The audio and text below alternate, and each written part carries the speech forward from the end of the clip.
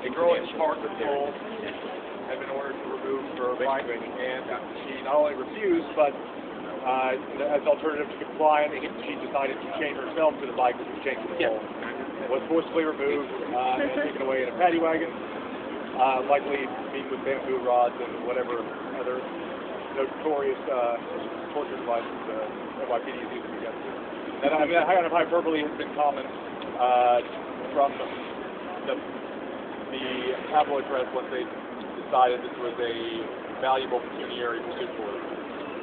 But we've been here all the same, and what has been going on has not necessarily been seen. More than the crest of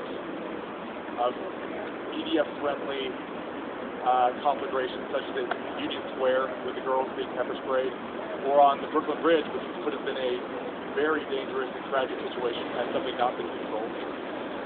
There has been a daily, constant sort of intimidation culture, especially the first week before Michael Moore showed up and gave us the general approval of the working class. It has been sirens on occasionally. I don't think, and it seems like the street sweeper was there like 6 nights one night, just back and forth down the street. The Dolphin did that thing. I still think that's common. I'm not from New York, by the way. I'm from Alabama, so I may not understand what's going on. But we know it's not career or serious in the sense that we have to worry about bullets coming from snipers and buildings.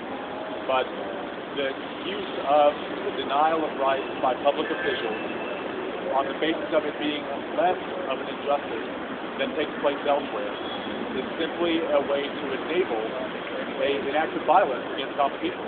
Any arrest that is for the violation of unjust law, or any arrest that is purely to quell dissent, is an act of violence. It's assault.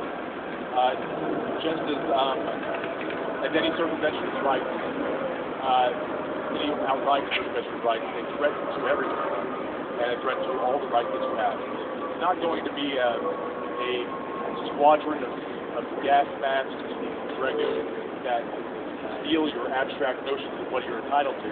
It's going to be us volunteering our rights out of some misconceived notion of security against the protesters in the park, or the evil Muslims, the brown people that are going to take everything you own, and it's their fault that you got laid off. $1 trillion was given to keep bankers in a position to continue the abject greed that has put us in a state of essential, aggressively subsidized human pastoral, not only for the past many decades, but the past 2,000 years. I won't get too Golda Marxist today, though. So I don't know if there is ever going to be a substantive, palatable answer on what the demands of Occupy Wall Street are. I certainly don't have the liberty of expressing those demands for them.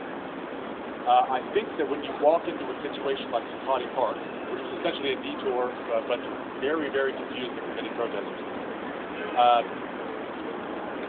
you have to come into that situation with an assertion. You can't come in and say, now you give us this. You have to say we have this, and you refuse to give it up.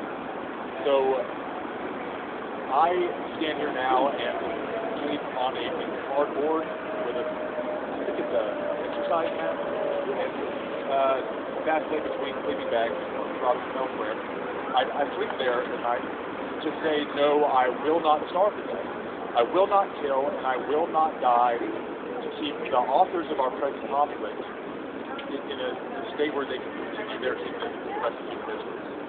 There's no point on arguing whether what we're doing now makes a difference, or whether what people at home who are ignoring the situation make a difference. It's going to be what kind of difference we make. This is too big to ignore. Thank you.